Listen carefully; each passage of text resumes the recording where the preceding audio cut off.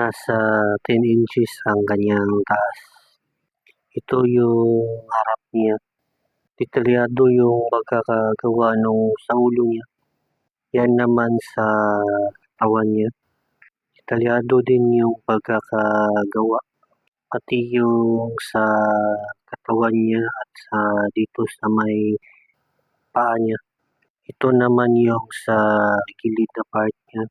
Ayos din yung pagkakagawa. Pati dito sa may gilid na braso niya. Detalyado. Ito naman yung sa likod niya. Mayroon din mukha sa likod ng ulo niya. Yan naman sa likod na paa at katawan niya. Ito naman yung sa gilid na part niya. Hard plastic yung materials niya at magaan lang. Articulated yang sa may ulo niya. Nabubuksan yung sa taas niya ganyan. Tina rin yung braso niya at yung kabilang braso. Pwede din matanggal yung sa may siko niya. Articulated din dito sa may legs niya at pati sa may tuhod niya at paa. Ito naman ay yung pwedeng makabit sa kanya. Pwede siyang ma-transform sa submarine. Nabubuksan yung bibig niya pati dyan sa taas. May hinihila para bubukas yung sa taas. Ganyan yan. Hard plastic din yung materials niya at magaan lang. Ganito naman siya pag transform. Kailangan lang tanggalin tong dalawang to, yung paa niya. Tapos pag tungin tong sa dalawang tuhod niya. Tapos yung paa niya ilagay dito sa may gilid. Madali lang siyang i-transform. Ikakabit lang yan dyan.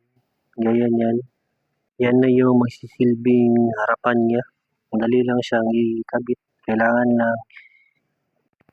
lang idugtong yan para magka-form na yung sa harap na bahagi nung parang submarine. Yan na yung itsura niya pag nakabit na. Meron yang parang pakpak na bubuksan, ganyan yan. At pwedeng ikabit yung dalawang paanong robot kanina. Diyan ikabit yung isa, kailangan lang dugtong. Pati yung isa, kailangan lang dugtong dyan para makabit na siya. Ganyan din yung isa. Pwede yang mataas at pwede din mababa para siyang pakpak.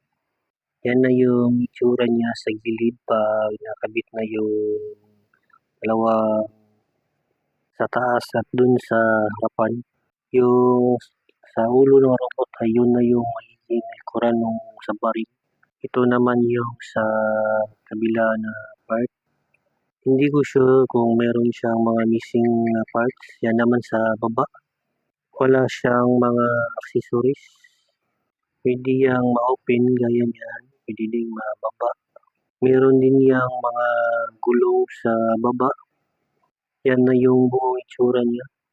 Pwede yang ma-open sa harap. Hindi siya battery operated. Yung tulak lang siya para tumakbo. Para nagiging pakpak niya yung nasa gilid niya. Pwede din yang matanggal lahat. Pwede siyang mabalik ulit ng pagka-robot. Ito naman yung itsura niya pag sa gilid niya. Magaan lang siya.